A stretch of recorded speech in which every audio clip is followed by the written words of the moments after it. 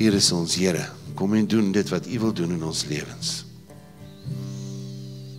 Maar ons kies, dat U en U alleen sal heers. U en U alleen sal die finale sê in ons lewens. Ons dank U daarvoor, Vader, in Jesus naam, en daarin naam alleen. Amen, amen. Kom ons gee die Here 'n lofoffer. Die Here is groot, die Here is goed, amen.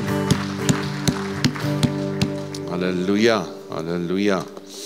Ons het vandag weer 2 dienste, en ja, so daar's 'n paar wat gaan en weer met 'n paar bussies, die ouens gaan haal. Ons vertrou die Here vir 'n bus. Ek dink ons moet nog 'n bus kry, want partykeer dan is daar so oor die 50 wat wil kom, maar dan het ons nie genoeg vervoer vir hulle met die tweede diens, die universiteitsouens veral.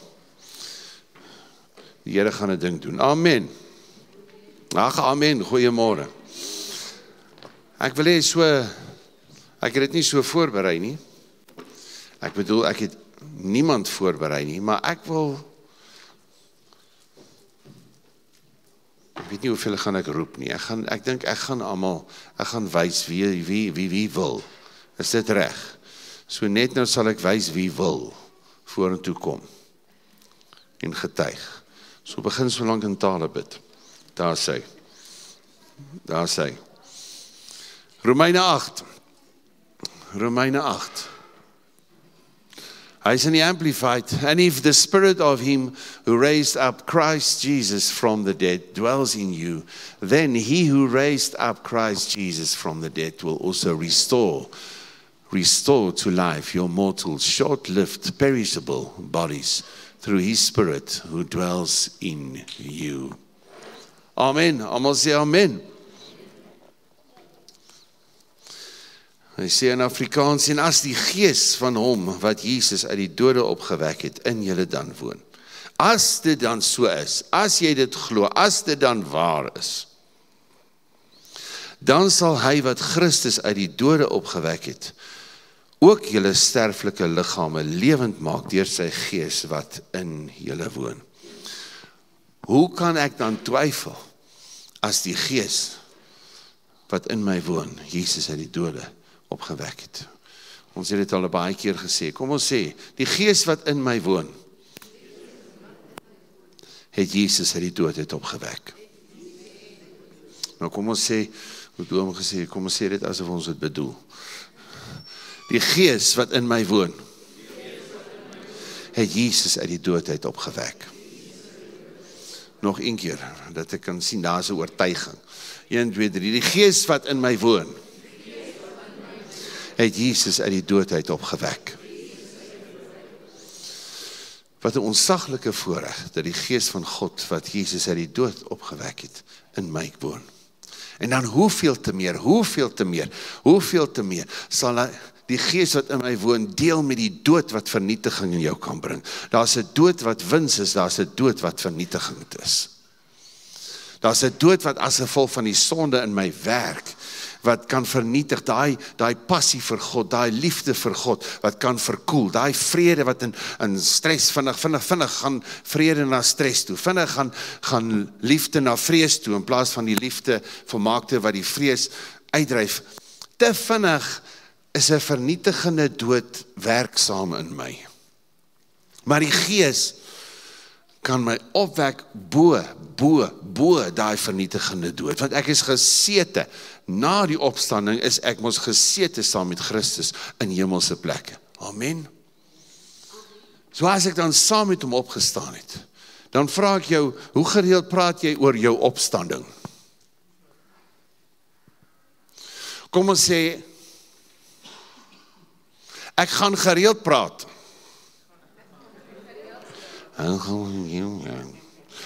Ek gaan gereeld praat oor my opstanding.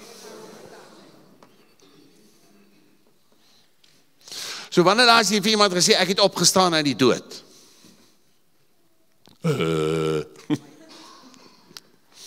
Hoe kan jy so sê? Ek tog die skrif sê, ons is saam met Christus gekruisig, saam gesterf, saam begrawe en saam opgestaan. So as Christus opgestaan het, en ons sê, Christus het opgestaan, Het jy nie ook opgestaan nie? Saam opgestaan en saam gesete in hemelse plekke. So daar's 'n opstandingslewe in my. Daar's 'n opstandingslewe in my. Dis hoekom Paulus sê, in Korintiërs 2:2, ek wil niks weet, ek wil niks onder julle weet nie, toe hy nou vies is vir die klomp wat nou so te kere gaan en net stry en al hierdie stryery met mekaar het in plaas daarvan dat hulle roeping vervul. Ek wil niks onder julle weet nie, ek wil nie daai issues weet nie, ek wil nie daai, wie was nou reg, wie was nou verkeerd, hoe was dit nou reg, hoe was daai nou verkeerd, wie moet nou vir wie jammer sê, wie moet nou, en daai maklike offense, daai maklike onvergewenssin, daai maklike manier van ek onttrek my hart, daai maklik van ek is nou meer as die ander een. Dis hoekom hy die hele ding van die liggaam van Christus verduidelik aan die Korintiërs van. Die een kan nie vir die ander een sê ek is nie deel van die liggaam. Maar hy begin om te sê, as ons dan nou oor hierdie goed praat, ek wil niks onder julle weet behalwe Christus en hom as gekruisigde. Wat sê hy? Die opgestane Christus en die gekruisigde Christus. Die opgestane Christus, ek wil weet hoe die opstandingskrag in julle werk. Ek wil weet, hoe werk die opstandingskrag in julle? En my vraag aan jou en jou vraag aan jouself vanaand is, jou vraag hier, terwyl jy hier sit, wat jy meer besig is met die Heilige Gees as met my,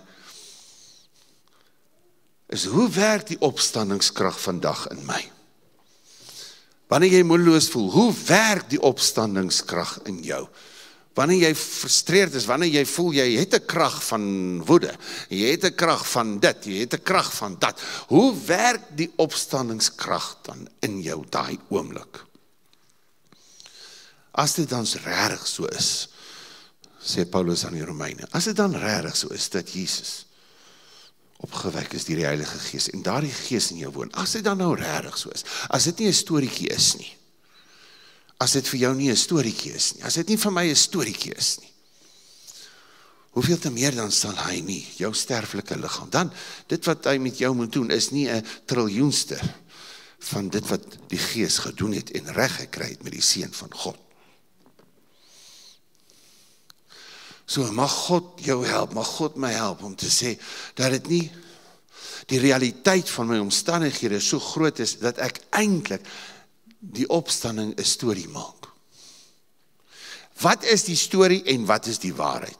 Jy kan hom so neerskryf, gaan vra vir die Here, wat is nou die storie en wat is die waarheid? Wat is jou realiteit waarvolgens jy leef? 'n Realiteit van ek is nou moeg, ek is nou fed up, almal moet aanvaar en net vir my ruimte gee, ek is nou geïrriteerd. So wat ek nou gaan sê, of wat ek nou kan doen, wat gaan nie mooi wees nie. Dis die realiteit, en die opstanding van Jesus is 'n storie. Maar as dit nie 'n storie is nie, dan is die storie, ek voel nou fed up. Dan is die storie, ek is nou moeg. Dan is die storie, ek is nou moedeloos, want ek het alweer in daai sonde geval. Moedeloos, want ek het alweer kwaad geword. Moedeloos, want dis die storie. Maar ek moet daai ware storie, dis 'n ware storie, moet ek voor die Here bring, moet ek bring na die kruis. Maar wat ek glo, en die waarheid waarvan ek leef, en waaruit ek leef, is die opstandingskrag leef in my. Die krag oor 'n vernietigende dood, die krag oor 'n vernietiging wat werk in my, tot die dag wanneer ek voor Jesus staan, is daar 'n vernietigende vlees, 'n vernietigende ding wat in my siel wil werk, en hy het 'n agenda, en hy's getrou tot jou, om jou lewe op aarde so ver as moontlik te vernietig. Hy weet, hy kan dit nie vir die ewigheid doen nie, maar die kans wat hy het, wil hy daarom die vervulling hê, wil die vyand daarom die vervulling hê, dat hy jou lewe so sleg en so vernietigend gemaak het, as wat hy kan hier op aarde. Wat is jou storie? Was iemand nou al gehoor, jy weet, as daar nou 'n issue is, as daar eintlik nou 'n vlees is, en daar is nou eintlik 'n wip is, dan kan, dis nou nie wat jy vir daai persoon sê, as jy nou om te kom nie, maar dan sal die ou mos nou wil sê, so wat is jou storie? Het iemand al dit gehoor of gesê? Alright, ek het al twee. So gaan sê vir hy vlees, gaan sê vir hy woede, wat is jou storie? Gaan staan, soos wat Dawid een kan staan en sê, siel, waarom is jy onrustig? Hoop op God, hom sal jy loof. Wie praat? Die waarheid wat in sy gees is. Sy gees, sy genuine David, praat met die stories wat aangaan in sy siel. Daar is 'n klomp stories in my en jou siele. Maar dit kan 'n klomp stories wees. Maar vanuit die realiteit van die waarheid wat jy glo, wat jy leef, waar jou lewe Christus is, waar jou lewe is gelyk aan Christus. En vanuit daardie lewe, waar daar 'n stem lewe in die lewe wat jy leef, en dit is die stem van God. En daai stem word duidelik as jy die woord ken, as jy nie die taal ken nie, dit gaan vir jou Grieks wees, jy kan nie hoor wat die Here sê nie, want jy ken nie die taal nie, waarin hy praat nie. As jy dan regtig ernstig is, dat jy wil sy stem hoor, en dan gaan jy sy taal leer ken. Ja, toe jou hart vir die Here gegee het jy niks geweet nie. Deur God se genade, ja, het hy vir jou gesê, ek het jou so lief. Kom na my. Jou hart aan God gegee. Maar toe hy vir jou gesê het, dan dat jy met hom moet wandel, en hy sê, kom agter my aan. Toe is daar 'n ander saak. As jy hom dan wil volg, as jy saam met hom wil wandel, dan is dit nie net soos die dag toe jy sy stem gehoor het, jou hart vir die Here gegee het, ek bedoel, jy het nie geweet wie, wat nie. Want die ander stemme was mooi duidelik in jou. Maar as jy dan saam met hom wil wandel, dan moet jy sy stem leer ken, want sy stem is die oorvloei van wat in sy hart is. En jy wil sy hart ken, hallo. Nie waar nie. Uit die hart kom dit wat uit die mond uitkom. So, dan wil ek die taal leer ken, want ek wil my God se hart ken. Amen. Want dit is die ewige lewe. Johannes, julle ken hom ons. Daarom gaan julle hom nie neerskryf nie. Johannes 17 vers 3. Dit is die ewige lewe. Gelyk aan. Om die Vader te ken en die een wat hy gestuur het, Jesus Christus. Ek het die ewige lewe vandag. Ek gaan eendag ewig lewe. Okay, as jy dan eendag vir Jesus gaan ken en eendag die Vader gaan ken, dan gaan jy eendag die ewige lewe hê. Nee. He has set eternity in your heart. Hier binne. Daai kwaliteit van om Vader te ken, die kwaliteit om Jesus te ken, dis die ewigheidswaarde wat jy het. En as jy vanuit daai ewigheidswaarde leef, dat jy vandag die Vader ken, vandag Jesus ken, kan dit wat jy doen ewigheidswaarde hê. En moet dit nie daai dag verbrand word en in die naam van Jesus, deur die genade van God, jy dit nooit weer onthou nie, wat jy gedoen het op aarde. Want in die verbond vergewe hy en hy vergeet. En dit gaan die genade wees vir jou, dat dit gaan vergeet word, dat jy gaan vergeet. En al wat jy kan sê is, skokkend, Here, u genade oor my lewe. Hallo? Maar as ek daai ewigheidslewe vandag wil hê, met dit wat ewigheidswaarde het, dan is dit om hom vandag te leer ken. Vandag te leer ken. Jy het hom op 'n manier wat jy hom leer ken op aarde, soos wat jy nie daai geleentheid het in die hemel nie. Ja, jy gaan elke dag meer en meer van hom sien en perfect. Maar vandag sê ons mos altyd, ten spyte van my omstandighede, sien ek genade. In die hemel is daar nie ten spyte van die hemel, is ek nog steeds lief vir die Here. Nee. Daar is dit net die volheid. Maar vandag sê jy iets wat jy in die volgende triljoen ligjare nooit sal kan sê nie. En dit is, ten spyte van my fed-upness, ten spyte van die veroordeling, ten spyte van die negativiteit, nogtans sal ek die Here loof, nogtans sal ek hom lief hê, nogtans sal ek hom eer. En dit is dat jy vandag kan sê, wat jy in die triljoene ewigheidsjare nooit sal kan sê nie. Eer hom met die platform wat hy vir jou gee, om hom te eer, vandag. En laat die kruisiging en die opstanding nie jou storie wees nie. En dit is maklik om te sê, nee, dit sal nie my storie wees nie. Maar met jou woorde, met jou keuse, met dit wat jy praat, rig die skip, die roer van die skip, rig jou lewe, dat dit 'n realiteit word. 'n realiteit word. Wat sê die opgestane Christus môre in jou situasie? Want hy is soveel groter as jou situasie. Hy is soveel groter as jou Goliat. Sekerlik sal die Here vir ons die land gee. Daai reëse is ons kos, man. Jy het dit al 3 miljoen keer gehoor, né? Wat Joshua en Caleb sê, want hulle verstaan die grootheid van hulle God. Wie is jy? Wie is jy? Hoe durf jy waag? Ek verstaan nie. Ek, David, verstaan nie, hoe kry jy die guts om teen ons te kom? Hoe durf jy kom teen ons? Die slagorders van God. Seker maar net omdat jy nie God ken nie. Daarom, jou vlees vir die voëls van die hemele. Ek weet nou nie of die voëls regtig kom eet het nie, maar dan gaan ek vir hulle dit voer. Hallo, is ons met mekaar? So wat praat jy met jou omstandighede? Wat praat jy met die stories? Wat se storie gaan nie aan? Môre sê jy vir jou emosies. Wat se storie gaan nie aan? Kom ons sê, wat se storie gaan nie aan? So as jy wil vies raak môre vir iets, en jy wil iemand iets aandoen, dan draai jy om en jy sê, wat se storie gaan hier aan? Dis mos nie die waarheid waar volgens ek leef nie. Daar is nie 'n manier nie, want daar is die opgestane Christus leef in my, deur die Heilige Gees. Maar ek ken ook die gekruisigde Jesus. Wat beteken dit? Dis die enigste weg. Dis die enigste weg om te deel met daai vlees, met die storie. Die storie moet gekruisig word. Daai stories moet gekruisig word. Gekruisig word. Gekruisig word. Ons is nog hier. So, nou sê ons, alright, die helfte van my is nou al op die kruis. Hoeveel % van julle is aan die kruis? Weet jy, eintlik 100% van jou is gekruisig saam met Christus. Hoe werk dit dan nou, dat het vir my voel, en nie dat ek voel nie, maar dat ek hierso binne weet, dat hierso is nog 'n hele klomp stuk vlees, wat nie aan die kruis is nie. Nee, hier is 'n hele klomp stuk vlees, wat ek eer, bo die waarheid, dat ek is gekruisig, in Christus Jesus. In my gees is die volkome oorwinning, is in my gees.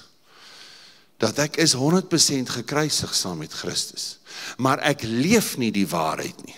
Ek leef nie volgens die waarheid nie. Want as ek het glo, die geloof in die waarheid dat ek 100% saam met Christus gekruisig is, daai geloof maak dat ek die wêreld oorwin. Maar ek wandel nie volgens die geloof, ek eer nie daardie waarheid, dat ek saam met hom gekruisig is, saam gesterf, saam begrawe, saam opgestaan, saam gesete in die hemelse plekke. Ergens, op 'n manier werk my systeem, die stories, so in my kop, dat ek nie dit eer bo die ander stories nie.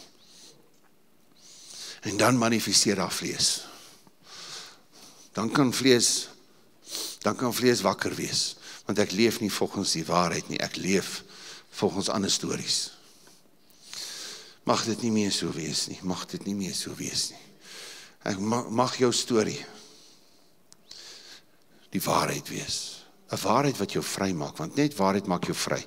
As iemand vir jou sê, nee, maar hierdie is die waarheid, ek het dit gedoen, nee, dit is nie die waarheid nie, dit is jou eerlikheid, dit is die feite.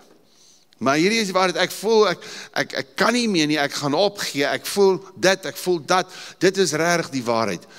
Dit is die feite, dis jy wat die guts het vir eerlikheid, great, het die guts vir eerlikheid. Sit die feite op die tafel, sit die stories op die tafel, die stories wat jy glo, die stories wat jy voorgeval het, wat die vyand vir jou vertel, en hy kan nie vir jou stories vertel, hy kan nie vir jou waarheid vertel, en daar is nie 'n stukkie waarheid in die vyand nie. Hallo. So daai goedjies wat met jou praat, dis alles stories. Kom ons sê, dis alles stories. Nee, sê dit met 'n verop gesig. Dis alles stories. So maak seker, wat se stories jy besluit om te eer. En hoe ver gaan jy verby die storie gaan, en ek wil agter die kap van die byl kom. Salomo het nie so gesê nie, maar ons het so gesê, nee. Ek moet agter die kap van die byl kom. Alright, wat wil ek sê? Agter al hierdie stories. Maar die ander ou, wat was die ander een van Salomo, moenie die bobbejaan agter die berg gaan haal nie, né? Is jy verwag 'n storie, jy verwag nie die waarheid nie, jy verwag nie die opgestane Christus, jy verwag nie oorwinning, jy verwag nie God gaan met jou praat nie. Nooit. Ek sal nooit so sê nie. Wel, as jy die bobbejaan agter die bult wil gaan haal, jy weet. Hier kom 'n ding, jy weet. Nee. Kom ons, ek kan eintlik nie so sê nie, maar net objekles, kinderkerk. Alright, verwag hom op die berg. Verwag nie die Bobbejaan aan die ander kant van die berg nie. Gaan soek nie die Bobbejaan aan die ander kant nie. Klim die berg en gaan hê tyd met jou meester. Amen. Ons het dit op die home family groep gesit, né? Daai tyd met God op die berg, hier so in die begin van Januarie. Asseblief, as jy nie dit bietjie deurgegaan het, jy gaan sit net saam met die Here oor dit. Gaan sit saam met God op die berg. Daar is so 3 minute klips op die home family groep op YouTube. Gaan sit by die Here. Dit is wanneer ek baie keer net gaan sit hier by die Here. Wat ek baie keer geskok is oor, hoe is my lewe, wat. Ek bedoel, daai tyd toe ek moes weet, moet ek nou medies los met die mediese beers en als, en ek gaan sit by die Here, nadat die Here vir my gesê het, toe ek vir hom die 3de maal vra, ek sê, Here, ek kom nou vir die 3de maal, moet ek medies los, en daar kom 'n skrif in my gees op, en ek lees en die versie sê, en die Here het Samuel vir die 3de maal geroep. En toe sê hy, Here, spreek Here, u knegt hoor. En toe gaan ek nou vir 'n week, en dit is nou vastyd, want ek moet weet, moet ek medies los, of moet ek aangaan met medies? Ek wil sendingdokter dan eerder word. Maar ek wil nie pastoor word nie. En die Here het nie vir my geantwoord met die eerste vers nie. Hy het my seker geantwoord met die 80ste versie. Maar hy het begin waar hy wil begin.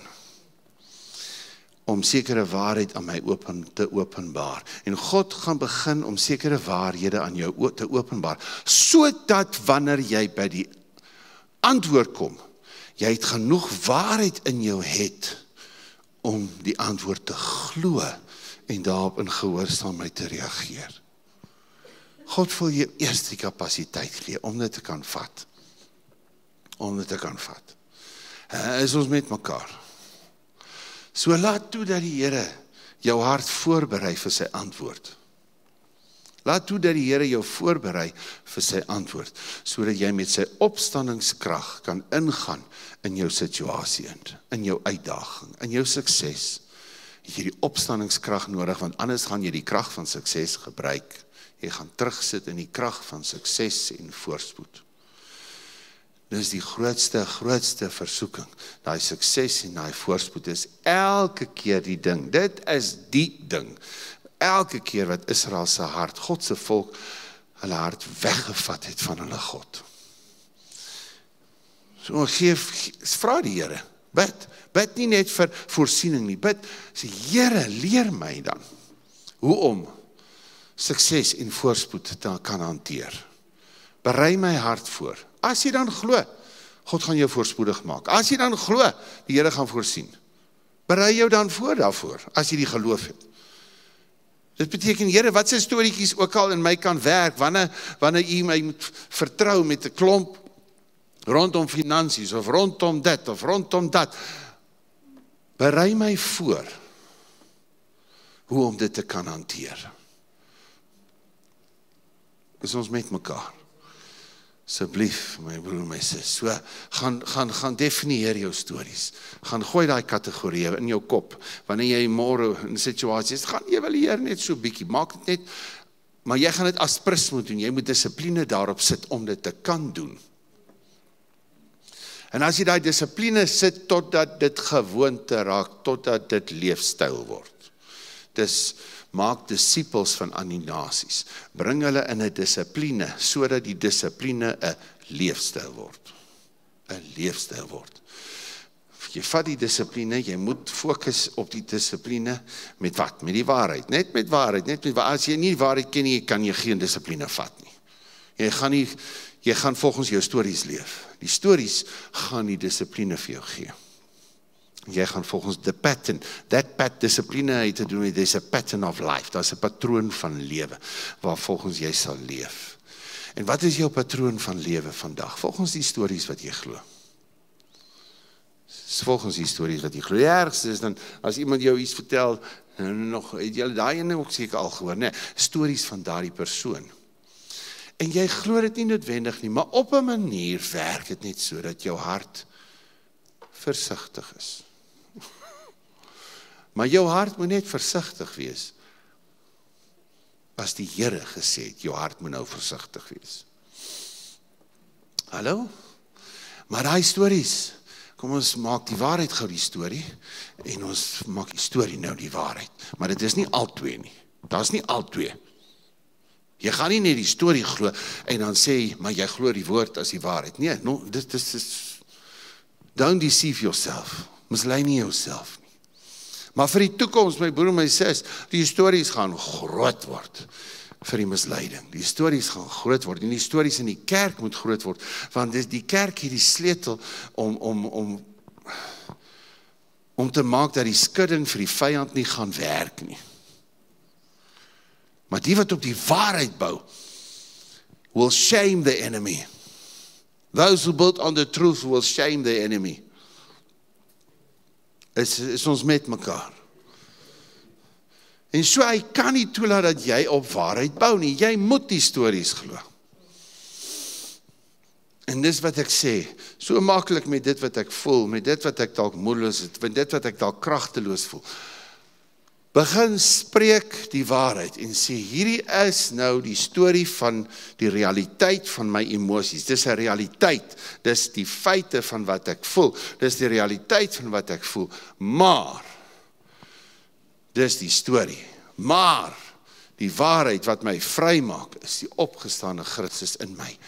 En, daar is nie net 'n ding van, nou as dit so gebeur het nie, dit het so gebeur. Hoe sê jy daar? Daai vers self? Dis ek op die regte plek. Man, want almal,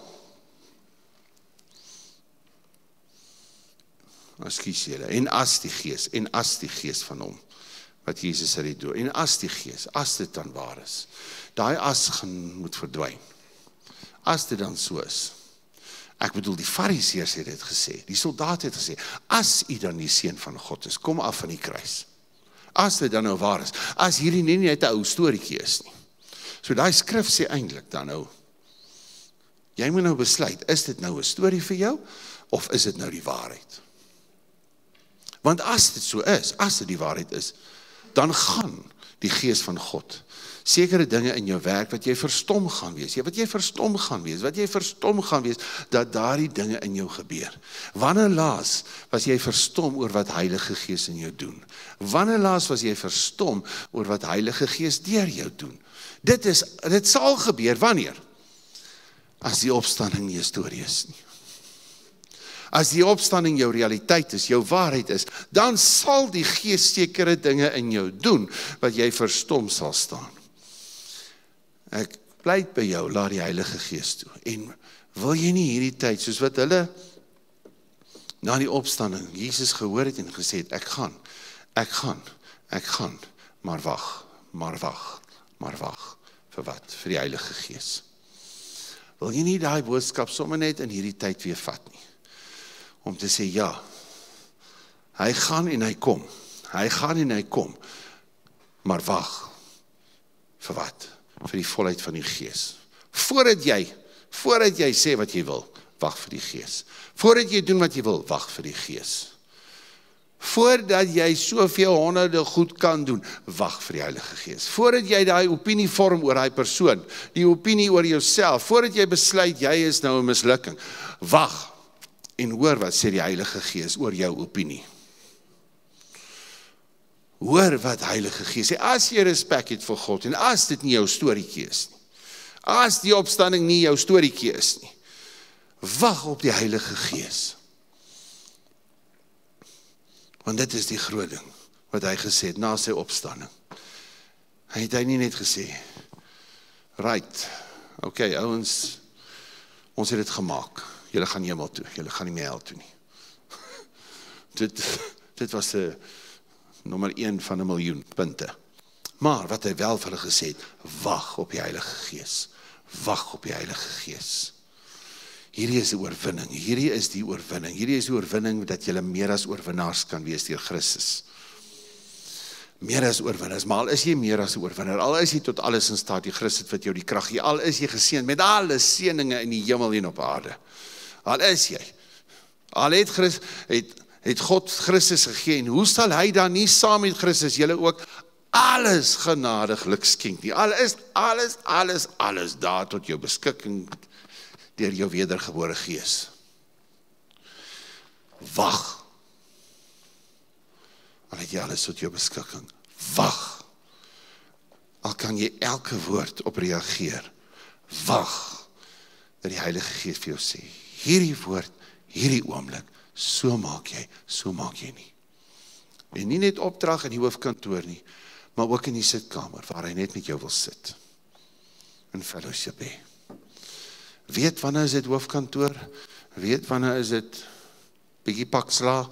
Weet wanneer is dit operasietafel? Weet wanneer is dit sitkamer? Weet wanneer is dit ons gaan wandel daar in die tuin? Ons gaan wandel daar in die berge. Leer ken hom in die volheid meer en meer van wie hy is. En ja, ons gaan nie sy hart, ons gaan, sodat ons sê, ons gaan nie 'n boring dag wees in die hemel nie, ons gaan tot in al die ewigheid nog iets niets ontdek van God. Maar vandag gaan jy sy hart kan ken. En wanneer jy sy hart ken, beteken nie, jy ken al die redes hoekom hy iets doen nie. Dis nie wat dit beteken nie, glad nie. Maar sy hart, wat jy vat om te sê, Jeremia 29:11. Hallo? Want ek weet die gedagtes wat ek aangaande julle het. Wat is die gedagtes aangaande julle? Dit is sy opinie oor jou, sy hart oor jou. Ek weet my opinie oor jou. Ek weet die gedagtes wat ek aangaande julle het, om julle hoop te gee. Kom ek verduidelik vir jou die plan wat ek vir jou het, ek die Here, en dan sal jy sien dat daar 'n hoop is vir jou. Nee. Jy gaan in geloof God glo. En as hy daai skrif vir jou gee, dan weet jy, ek vat en ek ken sy hart, dat hy vir my net 'n hoopvolle toekoms het. Want so lief het God die wêreld gehad. Hy het my so lief gehad, dat hy sy seun gegee het. Dis hoe groot sy liefde was. Dis 'n tipe liefde wat hy gehad het. Dis wat daai skrif sê. Hy sê nie net, hy het ons lief gehad en daarom het hy sy seun gegee nie. Hy het so 'n tipe liefde gehad, dat het sy seun gekos het. Dat hy kon nie anders nie, hy moes homself gee. Want hierdie liefde het hom gedring. 70% van julle ken hy storie. Ons het met die prophetic counseling, met die vrae en die antwoorde, doen ek het met hierdie ateës. En ek sê vir hom, ek gaan nou hierdie God wat jy sê wat nie bestaan nie. Ek gaan hom die antwoorde vra oor die vrae wat in jou hart is. Hy het my so uitgecheck, jy weet, so neergeskryf, so met en die vraag van, wat is dit die wese bo God? Wat is dit wat aan God onderwerp? My antwoord was, die liefde van God. En dit was vir my so amazing openbaring, om net te besef, God het onderwerp aan sy liefde. Hy kon nie anders nie. Hy het ons so lief gehad, dat hy moes sy seun gee. Dat sy droom 'n waarheid word. Die wêreld wat hy lief het, daai droomwêreld wat hy oor gedroom het, wat hy uit hemel en hy het hemel gehad, hy het alles gehad, alles perfek, maar hy het oor iets gedroom wat meer is as die hemel. En dit was jy en ek. Kan jy God se hart in dit sien? Kan jy sien 'n Vader wat so onsaglike, passievolle liefde vir jou het, en dat ons net 'n bietjie van dit kan begin verstaan, ten minste op aarde. Vra die Heilige Gees dit. Weet jy, wanneer jy die woord hoor, soos, kom ons sê vandag, wanneer jy vanaand die woord lees, skryf langsam, wat gaan ek doen op grond van hierdie woord? Wat gaan ek die Here vra rondom hierdie ding? Here, wys my oor hierdie ding. Wys my oor, en as jy uitloop, hoop ek, glo ek, wanneer jy saam met die Heilige Gees stap, gaan jy mos nou een of ander tyd hierdie week sit en sê, Here, wys my, wat is stories? En wat is waarheid in my? As ek kyk na my emosies, wanneer glo ek die stories van my emosies of glo ek die waarheid? As my planne, my opinies van mense, my opinie van myself, wie sit op die troon? Wie het die stem? Wie het die stem? Wie se stem is die duidelikste? Die stem van die storie of die stem van die waarheid? Wie het die stem? Hallo? Ek wil amper sê, dit is soos in die politiek, ons stem, sodat iemand die stem het. Hulle stem, dat Trump die stem het, en dat hy kan doen, alright, nie net wat hy wil nie, hoopelik, maar jy stem vir 'n teenwoordiger, vir 'n verteenwoordiger, dat ek kan hom vertrou, dat hy sal praat namens ons, namens my, namens die nasie, en wat hy sal sê, ons glo hy gaan wysheid hê. Nou jou stem, jou keuse om te gaan stem, yes, of jy nou die kruisie moet maak, en of jy reg, wat ook al jy moet doen, agter wie sit jy daai stem? Agter die storie, of agter die waarheid?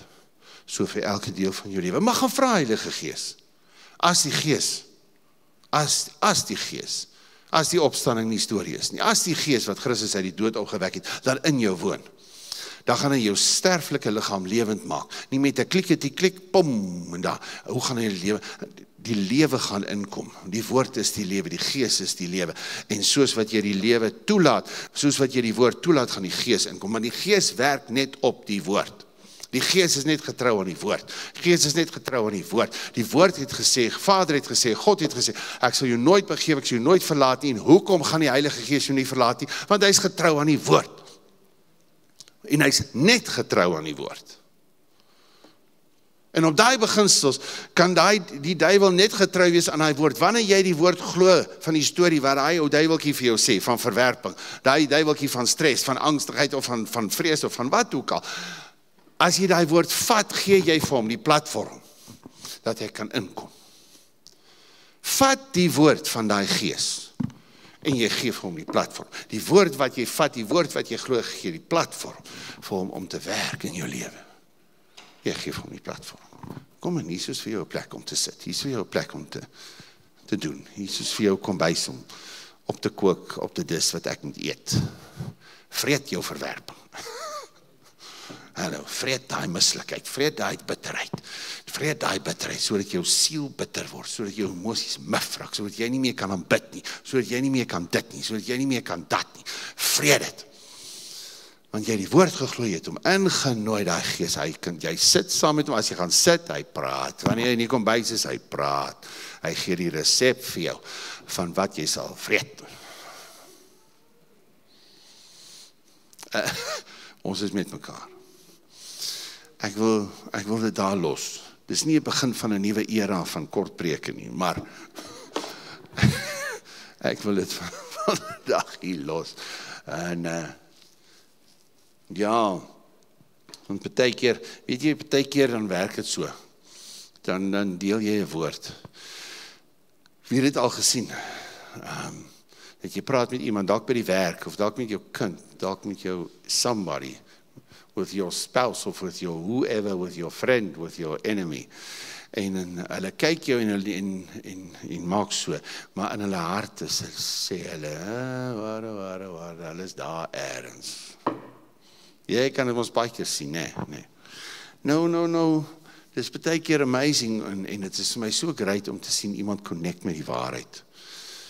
Dit is vir my baie keer amazing. Dit was vir my, toe ek aanbidding gelei het vir oor die 20 jaar, was dit vir my die mooiste in die aanbidding van voor God is as ek my oopmaak en ek sien daardie persoon in gebrokenheid uitreik voor God. Daardie persoon regtig intiem, en jy beleef dit dat daardie persoon is regtig met God besig.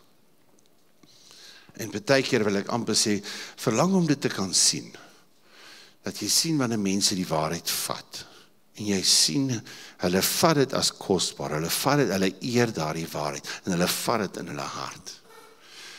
Maar ongelukkig kan jy baie keer dan kan 'n mens sien, die persoon sit daar, nie met 'n attitude, maar die woorde gly so verby. Hy gly so verby.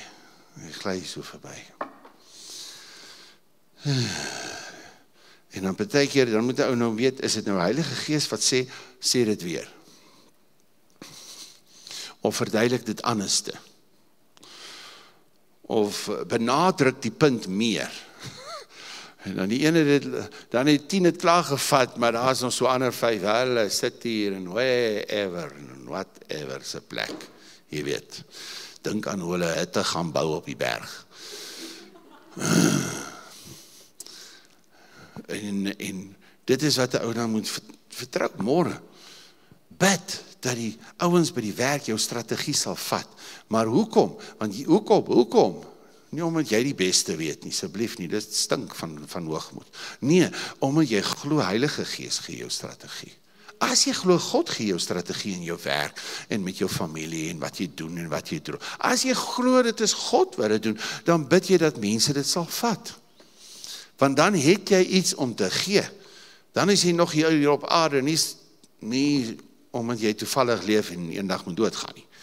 Dan is jy hier met 'n doel. Dan is jy hier met 'n doel omdat jy môre jou mond moet oopmaak en hemelse strategie moet sê. Omdat jy môre vir iemand moet sê jy is kosbaar. Omdat jy, so wat is die goeie werke voorberei vir jou vir vandag? Wat is die goeie werke voorberei vir môre? So daar's 'n doel, daar's 'n doel. Hoekom jy nie nou in die hemel is nie? Hoekom die dood wat vir jou 'n wins is? Hoekom jy nie die wins nou beleef? Nou. Jy het nie nou die wins van dood om voor God te staan en die volmaakte te sien nie. Jy het nie daardie wins nie. Want jy word gedwing, soos wat Paulus sê, ek wil uit die liggaam wees, ek wil daar wees, maar terwille van julle is ek nog hier. So terwille van wie is jy hier? En nie daar nie. Want as jy sê, Here, ek soek die wins wat van U afkom, dan deel van die wins is, maak my dood, Here. Hallo. Dis mos 'n wins. Maar jy gaan mos nie so dit bid nie. Nee. Ek het alles as direk beskou om Christus as wins te verkry. Amen.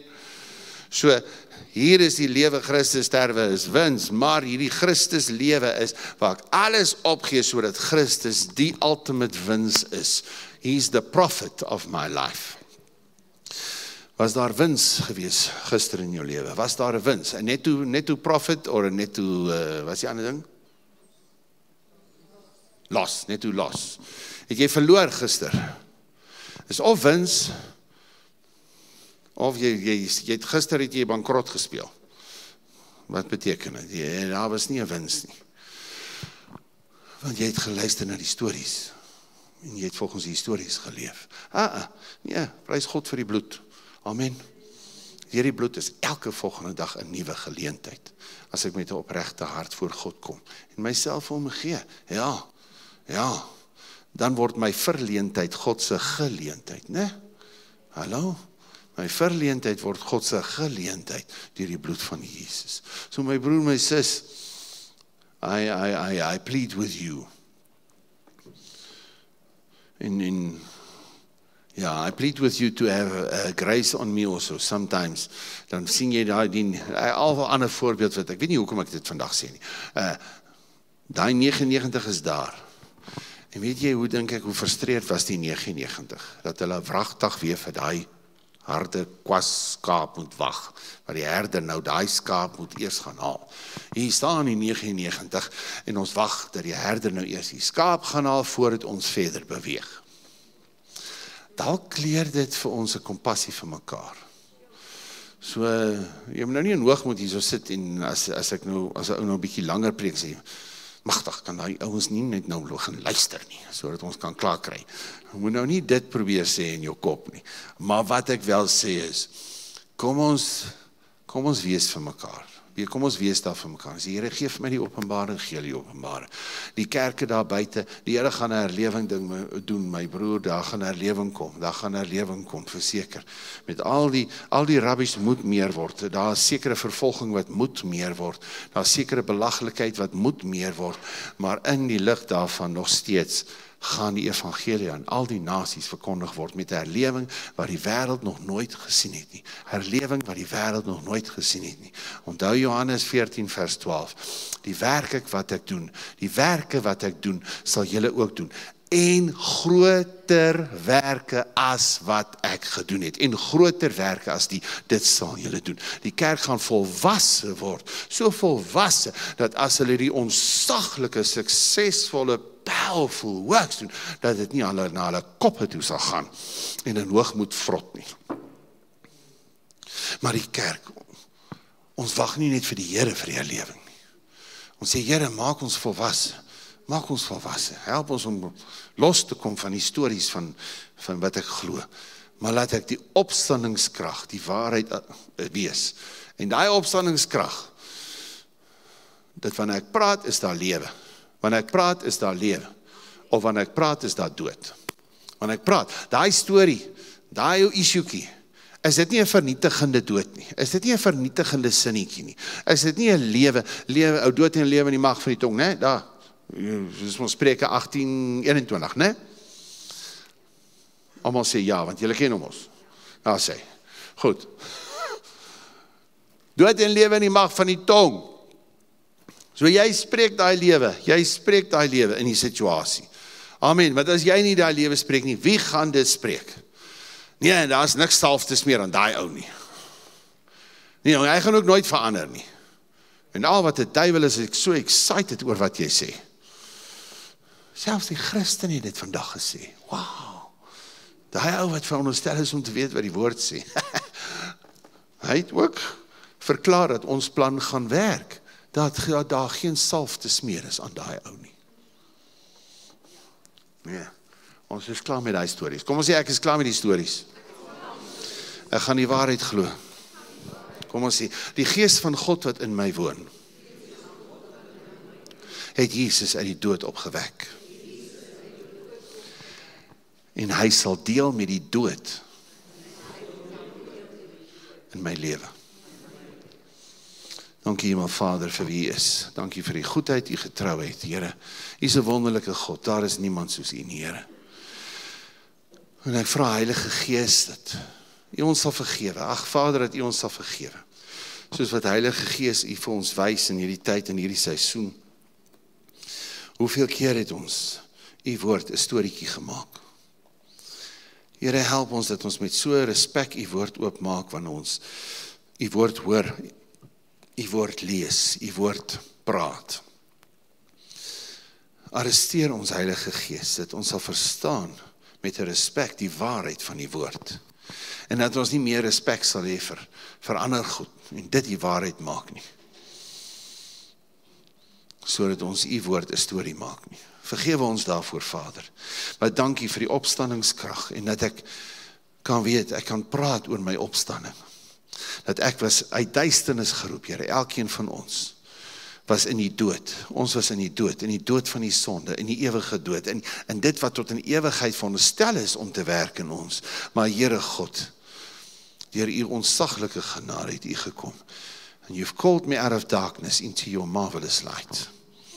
En in U wonderbare, mooi, skoon lig, kan ek leef.